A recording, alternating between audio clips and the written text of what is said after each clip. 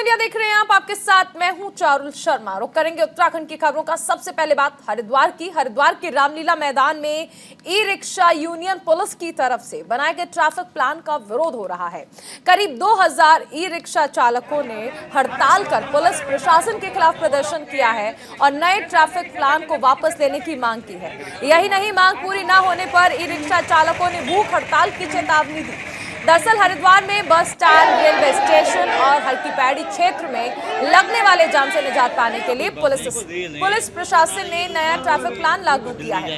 नए traffic plan के मुताबिक अभी रिक्शा चालकों के लिए 16 रूट बनाए गए हैं और भीड़ भाड़ वाले स्थानों पर रिक्शों की संख्या में कमी की गई है।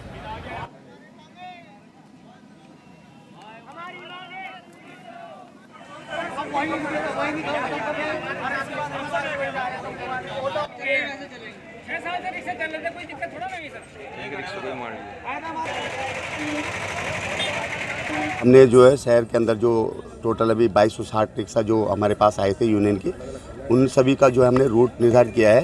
16 रूट बनाए हैं और 16 कलर इन लोगों को दिए हैं। इसके बाद जो लोग यूनियन में नहीं थे तो उनको इस बात की जानकारी नहीं थी, तो वो आए हैं मेरे पास अभी, जहाँ काफ़ी लोग इकट्ठे हो रखे हैं, तो उनको बता दिया गया है कि निर्धारित रूट पे ही चलेंगे। बाकी किसी को अगर बस स्टैंड, सभी बस स्टैंड जाने चाहते हैं, रेलवे स्टेशन, तो वहाँ पे ट्रैफिक का बहुत ज़्यादा कंजेशन होता है। इस तरह से वहाँ के रूट बहुत कम लोगों को ई रिक्शा को वहाँ का रूट दिया गया है। ये सभी लोग चाह रहे हैं कि बस स्टैंड, ई रिक्शा इनके रेलवे स्टेशन जाएँ, तो उस बारे में अभी आगे बात की जाएगी। अभी देखते हैं कि अगर कोई नया रूट बनाना है तो आगे उच्च अधिकारियों से बात करके बता दिया जाएगा। इसको रूट का ये विरोध है सर। सपोज करो आप कोई मेरी गाड़ी बुक कर रहे हो, है ना, आपने बुकिंग कर दी है ना, मुझे स्टेशन जाना है और ये भगत सिंह चौक उतार रहे हैं, तो वहाँ पे उतरोगे आप? हम आपको अगर उतारते हैं तो आप पैसे दोगे उसका? नहीं दोगे ना सर। तो यही है, हमको रूट नहीं। ये चक्कर है, दिक्कत है कि दो किलोमीटर का वो रूट दे रहे हैं, तो मैं बताओ क्या कमा लेंगे इसके अंदर? सवारी कितनी मिल जाएगी? 100-300 गाड़ियाँ एक रूट से चलेगी, तो हमें क्या मिलेगा बताओ? हमें रूट नहीं चाहिए बस। और यह चल रहा है। ई रिक्शे का विरोध है और हमें जो यहाँ का रूट दिया गया है वो हमें रूट नहीं चाहिए। रूट के लेके समस्या है। अगर कल के दिन हम किसी पेशेंट को भी लेके हरिद्वार जाना पड़े तो हमें उसके लिए रूट का इंतजार करेंगे। और मेन तो हमारा हरिद्वार से स्टेशन से ही काम चलता है और हरिद्वार स्टेशन ही नहीं जा पाएंगे तो काम क्या चलेगा हम लोगों का? जो बनाया किसने बनाया? ये डीएम ने आदेश दिया है, डीएम के आदेश पर बनाया गया है। और इस पर ज्यादा जानकारी के लिए सहयोगी संजय पुंडीर का रुख करेंगे। संजय, लगातार देख रहे हैं कि रिक्शा चालक जो हैं वो विरोध दर्ज करा रहे हैं। प्रशासन भी अगर हम देखें तो ये कोशिश कर रहा है कि विरोध जो है ये थम जाए, लेकिन मुख्य मांगे आखिर इन ई रिक्शा चालकों की क्या है, क्योंकि घेराव हो रहा है, प्रदर्शन हो रहा है? देखिए चारुल, बीते कई दिनों से ही लगातार जो ई रिक्शा चालक है वो लगातार प्रदर्शन कर रहे हैं।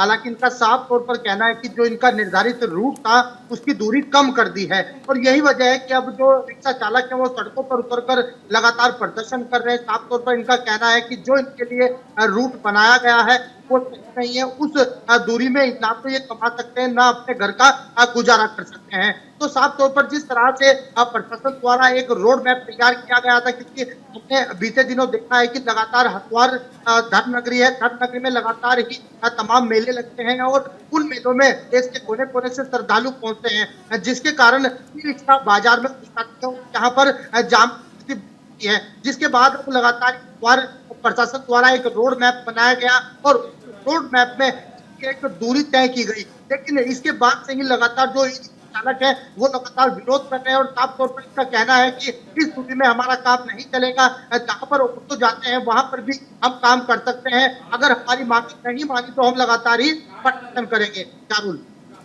बिल्कुल, ये भी समझना चाहेंगे आपसे कि जिस तरह हम देख रहे हैं कि विरोध लगातार दर्ज किया जा रहा है रिक्शा चालकों की ओर से, अगर प्रशासन ने इनकी मांगों को नहीं माना तो अगला रुख क्या होगा? क्या, क्योंकि प्रशासन तमाम कोशिशें कर रहा है कि इन्हें समझाया जा सके और जो नया प्लान बनाया गया है उस पर ई रिक्शा चालक भी मंजूरी दे दें, लेकिन अगर ऐसा नहीं होता है तो फिर क्या ये प्रदर्शन आगे बढ़ेगा? क्योंकि इसे समझाना और इसे खत्म करना जरूरी है और एक चुनौती है प्रशासन के लिए।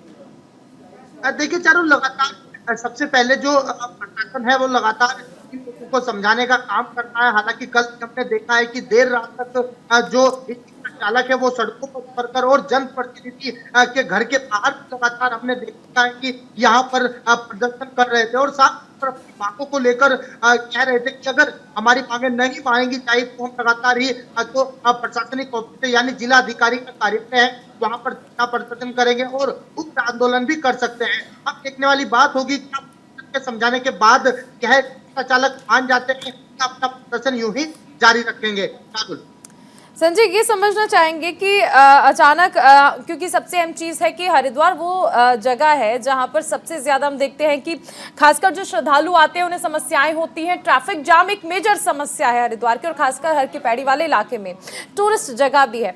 और ऐसे में प्रशासन ने जो सोचकर ये प्लान बनाया होगा, जो एक रोड मैप तैयार किया गया होगा, उसको लेकर आपत्ति जताई जा रही है, आंदोलन भी हो रहा है। अब ऐसे में एक बीच का रास्ता जो निकालने की कोशिश है वो कैसे देखते हैं आप? देखिए चारों लगातार ई रिक्शा चालकों का कहना है तो इनके लिए रोड मैप तैयार किया गया है, उन पे कोई सवारियां नहीं मिलती है। अगर इन लोगों को सवारियां नहीं मिलेगी तो इनका जो रोजी रोटी है वो कहीं ना छिन जाएगी। ई रिक्शा चालकों ने गुजारा किया है तो ऐसे में अब जो ही नहीं है और यही वजह है कि जो ई रिक्शा चालक है वो सड़कों पर उतरकर लगातार आंदोलन कर रहे हैं। आप देख सकते हैं तस्वीरों में किस तरह से सैकड़ों की तादाद में जो ई रिक्शा चालक है वो सड़कों पर उतर गए हैं और लगातार यही कह रहे हैं कि जो रोड मैप है वो नहीं है, हमारी जो मांगे हैं वो पूरी की जाए, नहीं तो लगातार यह आंदोलन जारी रहेगा। हालांकि अगर अपनी बात की जाए तो लगातार जिस तरह से ऑटो हैं या फिर ई रिक्शा चालक है इनके बाजार वाले क्षेत्र में जाने से कहीं ना कहीं भीड़ भाड़ हो जाती है और काम की स्थिति बन जाती है और देखिए सबसे अहम चीज है कि जो ई रिक्शा चालक है उनके सामने समस्या है, रोजी रोटी की ये संकट है जिसकी वजह से वो प्रदर्शन कर रहे हैं। बने रहिए संजय, आगे भी आपसे जानकारी लेंगे। उधर हरिद्वार में अब मोटरसाइकिल में मॉडिफाइड साइलेंसर लगाने और बुलेट से आवाज करने वालों की अब खैर नहीं है। ऐसे लोगों के खिलाफ पुलिस ने अभियान शुरू कर दिया है। बता दें कि अगले 15 दिनों तक ये अभियान लगातार जारी रहेगा, जिसके तहत कई मोटरसाइकिल सीज करने के साथ ही कई के चालान किए जा रहे हैं। मामले में एसएसपी अजय सिंह ने बताया कि नियमों का उल्लंघन करने वालों से पुलिस सख्ती से निपटेगी।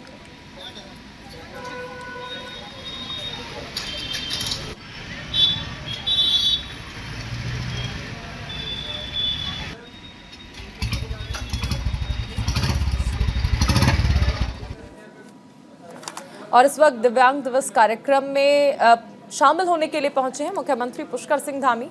राजभवन की ये तस्वीरें आपको दिखाई जा रही हैं जहां पर मुख्यमंत्री पुष्कर सिंह धामी पहुंचे हैं।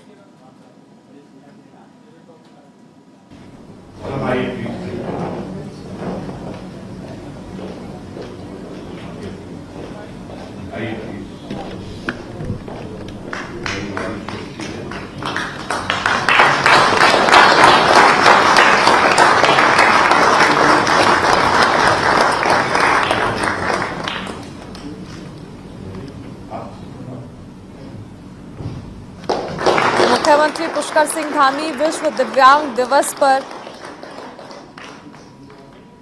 कर्मचारियों, खिलाड़ियों, सेवा योजकों और राज्य स्तरीय दक्षता पुरस्कार से पुरस्कृत करने वाले हैं। और ऐसे में मुख्यमंत्री पुष्कर सिंह धामी ने यहां पर राजभवन में कार्यक्रम में शिरकत की है। कहा जा रहा है कि दक्ष दिव्यांग कर्मचारियों को पुरस्कार भी दिया जाएगा।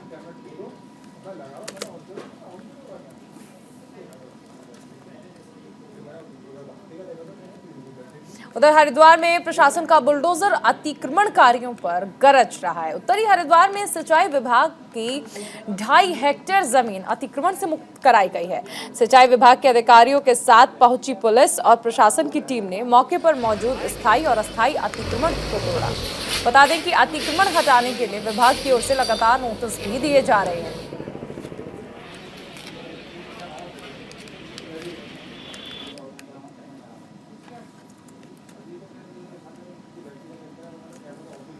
और दिव्यांग दिवस पर आयोजित कार्यक्रम में इस वक्त मुख्यमंत्री पुष्कर सिंह धामी क्या कह रहे हैं, सुनाते हैं आपको। अब मैं क्या करूं, सबके नाम लूं यहाँ से? पांडे जी, गोपाल साहब,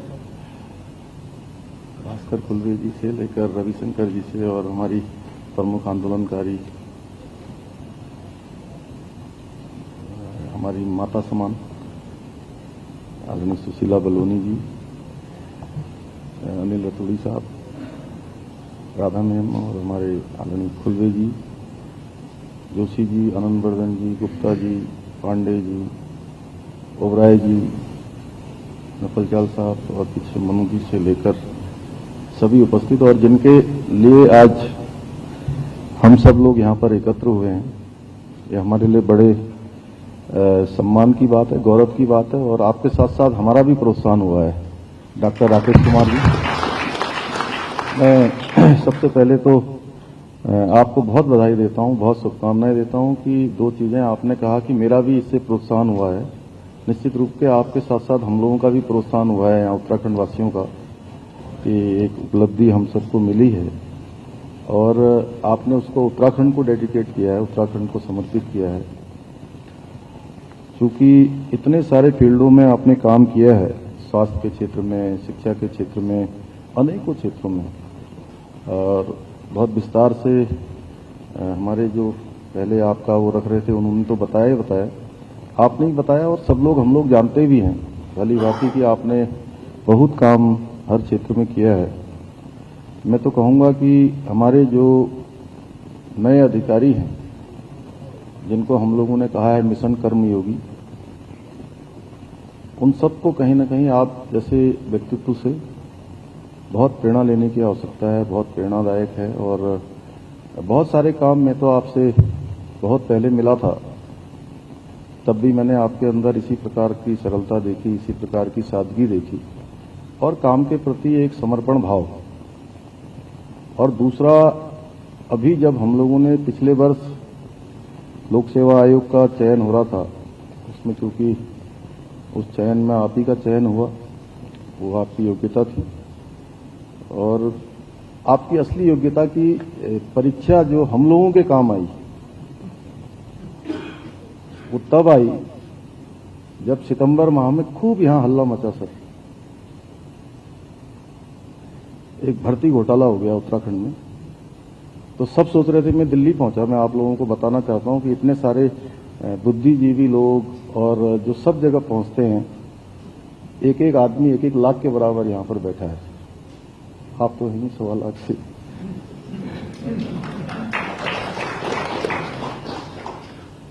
तो जब मैं दिल्ली पहुंचा एक दिन भारतीय जनता पार्टी के राष्ट्रीय कार्यालय पर, तो 25-30 पत्रकार मिलको मिल गए, बड़े हाई स्टैंडर्ड के और नेशनल लेवल के देखने वाले।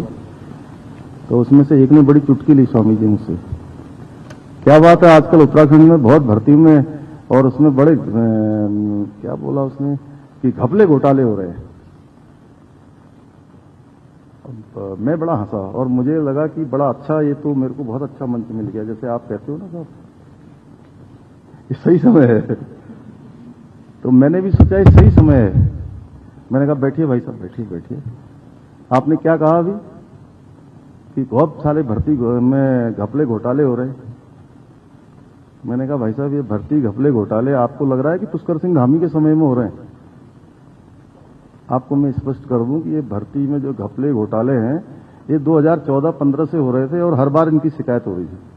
भट्ट जी ना, हर बार शिकायत हो रही थी, लेकिन इनकी जांच नहीं हो रही थी। इनकी जांच पहली बार हुई है और अभी तक 45 लोग इसमें जो है जेल में चले गए हैं और उन पर कठोर कार्रवाई हो रही है और कोई छूटने वाला नहीं है। इसलिए आप लोगों को लग रहा होगा, थोड़ा मैं स्पष्ट कर देता हूं, आप लिख पाएंगे कि नहीं लिख पाएंगे, लेकिन मैं आपको ये स्पष्ट कर रहा हूं कि ये भर्ती के घपले घोटाले ये आज के नहीं है, हम तो इसकी सफाई कर रहे हैं। खैर वहां तो मैंने अपना बोल दिया। उसके बाद 7,000 भर्तियां अधीनस्थ सेवा चयन आयोग में हमारी लटक गई थी। तो हमने सोचा, बहुत हमने डिस्कशन किया, फिर डॉक्टर साहब से भी हमने पूछा कि कैसे हो सकता है, ये तो बड़ा हमारे लिए संकटकालीन समय हो गया कि 7,000 भर्तियां नहीं होंगी तो ये लड़के वैसे ही उकसाए में आंदोलन कर रहे हैं, ये और आंदोलन करेंगे। तो इन्होंने कहा कि साहब हम तैयार हैं, जो भी आप लोग डिसीजन लेंगे, जो भी सरकार डिसीजन लेगी। और हमने कैबिनेट में फैसला करा कि जो भी उसकी अधीनस्थ सेवा चयन आयोग में जो भी उसकी औपचारिकताएं होती हैं, उन औपचारिकताओं के समित हम जो है सारा का सारा ट्रांसफर करते हैं लोक सेवा आयोग को। और मैंने जब आपसे कहा कि अब आपके ऊपर भी बड़ी जिम्मेदारी आ गई है, उसने कहा साहब हम लोग इसी जिम्मेदारी के लिए तैयार हैं। और मुझे बहुत अच्छा लगा, इन्होंने कहा मुझे और भी ज़्यादा करना होगा कुछ तो मैं वो भी करूँगा। ऐसे समय में जब राज्य की बात है, बच्चों के भविष्य की बात है, तो मैं किसी कीमत पर पीछे नहीं हटूंगा। और सितंबर माह में हमने ये ट्रांसफ़र किए, आपने अक्टूबर माह में उसके विज्ञापन समेत सारा कैलेंडर जारी कर दिया और भर्ती की प्रक्रिया प्रारंभ हो गई। ये अपने आप में बहुत बड़ी बात है, ये सामान्य बात नहीं है। जहां उस समय में लोग पीछे हट रहे थे, पीछे जा रहे थे, ऐसे समय में और पूरा आपका जीवन बहुत ही सरल भी रहा है, सादगीपूर्ण रहा है। और इसी कारण से हर जगह लोग, क्योंकि अनेकों स्थानों पर, चाहे अभी आप बता रहे थे वैक्सीन की बात बता रहे थे, तो उत्तराखंड में दिव्यांग कर्मचारियों और खिलाड़ियों का सम्मान किया गया। सीधा मुख्यमंत्री पुष्कर सिंह धामी को भी आप सुन रहे थे। चलिए खबरों में आगे रुक करते हैं, बात हरिद्वार की करेंगे, जहां पर बिल्डर्स की तरफ से लगातार अवैध कॉलोनियां काटी जा रही हैं, जिससे लोगों को मूलभूत सुविधाओं से वंचित होना पड़ रहा है। इसे देखते हुए जिला प्रशासन भी सख्त नजर आ रहा है। बता दें कि जिलाधिकारी के निर्देश पर विकास प्राधिकरण ने अब तक 250 से ज्यादा अवैध कॉलोनियों पर सीलिंग की कार्रवाई की है।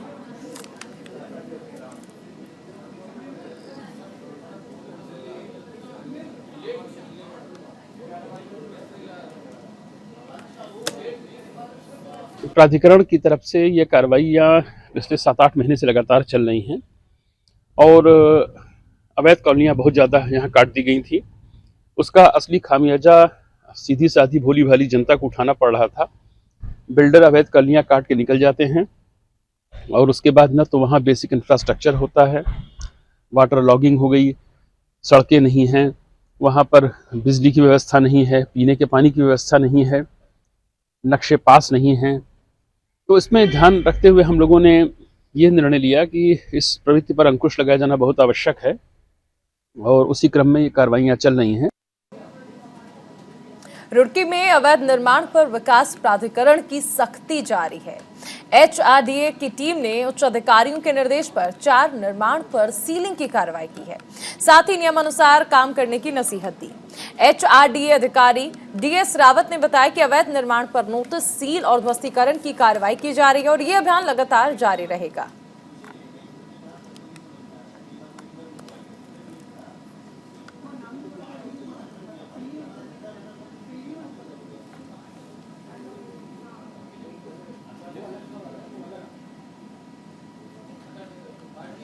विकास प्राधिकरण एक्शन मोड में नजर आ रहा है। 4 अवैध निर्माण पर सीलिंग की कार्रवाई की गई है।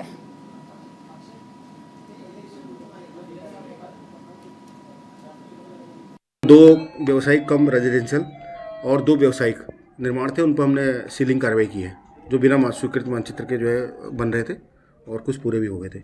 और एक का मानचित्र स्वीकृत था जिसने आवासीय पास कराया था और व्यावसायिक दुकानें बना दी थी, तो उसको भी हमने सील किया। हमारे जो उच्चाधिकारी जो भी हैं, हमारे संयुक्त सचिव महोदय, उनके आदेश से, रिटर्न आदेश के आधार पर हम कार्रवाई करते हैं। उधर रुड़की के वैशाली मंडप के पास कुछ दबंग लोगों ने एक युवक को पीट कर अधमरा कर दिया। घटना का वीडियो सोशल मीडिया पर वायरल है। सूचना मिलने पर पुलिस ने मामला दर्ज कर लिया है, जांच में जुट गई है। बताया जा रहा है कि झबरेड़ा के बलेलपुर गांव निवासी तालिब का सफरपुर गांव निवासी मुरसलीन से विवाद चल रहा था और इस विवाद के चलते पंचायत चुनाव के दौरान तालिब पक्ष के लोगों ने मुसल्लीन पर हमला कर उसे घायल कर दिया।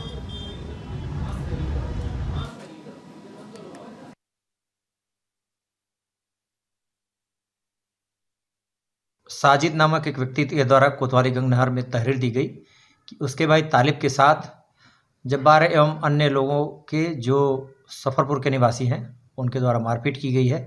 इस संबंध में अंतर्गत धारा 147, 323, 506 आईपीसी के अभियोग पंजीकृत किया गया है। सीसीटीवी फुटेज एवं अन्य साक्ष्यों का संकलन किया जा रहा है। विवेचनात्मक कार्रवाई प्रचलित है, इसमें प्रभावी कार्रवाई की जाएगी। हमारे साथ सहयोगी अनिल सैनी जुड़ रहे हैं। अनिल, पंचायत चुनाव के दौरान देखिए कि अक्सर देखने को मिलता है किस तरह की तस्वीरें सामने आती हैं, एक बार फिर से दबंगों का कहर देखने को मिल रहा है। बिल्कुल चारों बताना चाहूंगा, देखिए मामला रुड़की का है, जहां पर ये सोशल मीडिया पर एक वीडियो भी वायरल हो रहा है जिसके तहत पुलिस ने मुकदमा भी दर्ज कर दिया है। हालांकि अगर बात करें इस पीड़ित युवक की, तो पीड़ित युवक का कहना है कि कुछ छोटी मोटी जो इनकी जमीन का झगड़ा है उस पर भी वाद विवाद चल रहा था, लेकिन दूसरा जो पक्ष है वो लगातार ही इस पर हमलावर बना हुआ है। और साथ ही साथ जब ये घटना हुई, तो जब इन्होंने दूसरी पार्टी ने इस पर जो हमला किया है उसका सीसीटीवी वीडियो कैमरे आने के बाद जो है पुलिस की सख्ताई में आ गई और पुलिस इस तहरीर के आधार पर जो है दूसरी पार्टी के ऊपर मुकदमा दर्ज करके आगे की कार्रवाई कर रही है। जी जरूर। अनिल, ये समझना चाहेंगे आपसे कि पंचायत चुनाव की रंजिश से जोड़कर देखा जा रहा है पूरा मामला, क्या इसको लेकर पहले भी कभी संदेह जताया गया था पीड़ित पक्ष की ओर से कि इस तरह की चीजें चल रही हैं, या फिर पहले भी कोई संदेह, कोई आशंका जताई गई? जरूर बताना चाहूंगा। देखिए, ये मामला एक्चुअली ये पिछले काफी दिनों का है। पंचायती जब चुनाव अभी पिछले ही दिनों खत्म हुए थे, उस वक्त ये मामला थोड़ा हुआ था, लेकिन उसके बाद जो दूसरा पक्ष है उसके द्वारा जो है तहरीर दी गई थी, लेकिन ये मामला कहीं ना कहीं गांव के बीच के लोगों के बीच में ही खत्म कर दिया गया था। लेकिन दोबारा से अब कहीं ना कहीं इस मामले ने तूल पकड़ लिया है, जिसके देखते हुए इस मामले में पुलिस ने गंभीरता को लेते हुए साथ ही साथ इसमें मुकदमा दर्ज करके आगे की कार्रवाई स्टार्ट कर दी। चलिए, बहुत शुक्रिया अनिल इस तमाम जानकारी के लिए। उधर चमोली के थराली में लोक निर्माण विभाग, राजस्व विभाग और वन विभाग के जनप्रतिनिधियों ने बैठक की। बैठक में लंबे समय से लंबित पड़ी सड़कों के निर्माण को लेकर चर्चा हुई है। मुआवजे के चलते लंबित प्रकरण में तेजी लाने के साथ ही 15 दिन के अंदर सड़कों की रिपोर्ट शासन स्तर पर भेजे जाने की बात कही गई। वहीं ओडर और हरमल पुलों का जल्द से जल्द निर्माण शुरू कराए जाने की मांग स्थानीय जनप्रतिनिधियों ने की है। तहसील में यहाँ पर बैठक हुई है। इसमें विकासखंड देवाल में जो पीडब्ल्यूडी से रिलेटेड जितनी भी सड़कें हैं, जिसमें चाहे पुल हैं, तो इस विषय को लेकर हमने बातचीत की है, जिसमें पीडब्ल्यूडी के अधिकारी और हमारे राजस्व की टीम सब लोग यहाँ पर उपस्थित रहे हैं। इसमें मुख्य रूप से 2009 की स्वीकृत सड़क कुलिंग दिदिना, जिसमें अभी भी क्षतिपूर्ति के लिए इनको लैंड नहीं मिल पाई है, और एक नलधुरा हमारी सड़क है, कांडे बमन बेड़ा, जो ये 3 सड़क ऐसी अभी हैं जिन पर अभी तक क्षतिपूर्ति के लिए इनको लैंड नहीं मिल पाई है। और इसके लिए हमने इनको कहा है कि 15 दिन के भीतर हमें लैंड उपलब्ध कराएं। इसके लिए राजस्व विभाग की ओर से भी और फॉरेस्ट की ओर से भी हमें ये अवगत कराया गया कि 15 दिन के भीतर हम इसको पूर्ण कर लेंगे। वन भूमि हस्तांतरण की है, तो उसमें हमने कई बार एसडीएम साहब को लेटर लिखे हुए हैं, तो अभी उनके जो लैंड का रिकॉर्ड रखते हैं उनसे बात हुई, आर के होते हैं, तो वो कहीं लैंड की व्यवस्था करें तभी हम कर पाएंगे। हमने लैंड के लिए लेटर लिखा हुआ है, वो फॉरेस्ट लैंड है, उन प्रस्ताव रोड पे जब फॉरेस्ट लैंड मिलेगी तभी हम आगे कार्रवाई कर पाएंगे। कई दिनों से चल रहा बिग सेलो कंपनी के वर्कर्स का धरना प्रदर्शन खत्म हो गया है। बता दें कि कंपनी के 600 वर्कर को बिना नोटिस दिए नौकरी से निकाल दिया गया था, जिसको लेकर पहले वर्कर ने कंपनी के बाहर धरना प्रदर्शन किया, और जब वहां कुछ नहीं हुआ तो उसके बाद श्रम विभाग के बाहर धरना प्रदर्शन किया।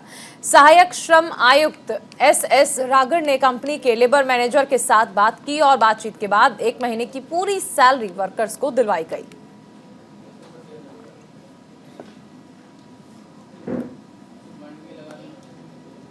संविदा श्रमिकों को निकाले जाने के संबंध में जो वार्ता हो रही थी, उसमें हमने ये कहा, उन संविदा श्रमिकों की मांग ये है कि हमें 6 माह का वेतन दिया जाए। जैसे ऑन रोल की सुविधाएं उनको मिल रही है, उस प्रकार की ऑन रोल की सुविधाएं जो है उनको मिले। तो उनका ज़्यादातर मांग केवल यही है कि हमें ऑन रोल की जो सुविधाएँ हैं वही हमें सुविधाएँ मिलनी चाहिए। जबकि संविदा श्रमिकों के लिए हमने समझाया कि भाई आपको 6 माह का कोई प्रावधान इस प्रकार का है नहीं कि 6 माह का आपको वेतन दिया जाए, या फिर भी एक वार्ता क्रम में जो नवंबर माह का वेतन था उसमें हम सक्सेस हुए कि नवंबर का जो वेतन उनका रुका हुआ था उनको हम दिलाने में सक्षम रहे। और इस बुलेटिन में फिलहाल इतना ही। आप बने रहिए न्यूज़ इंडिया के साथ।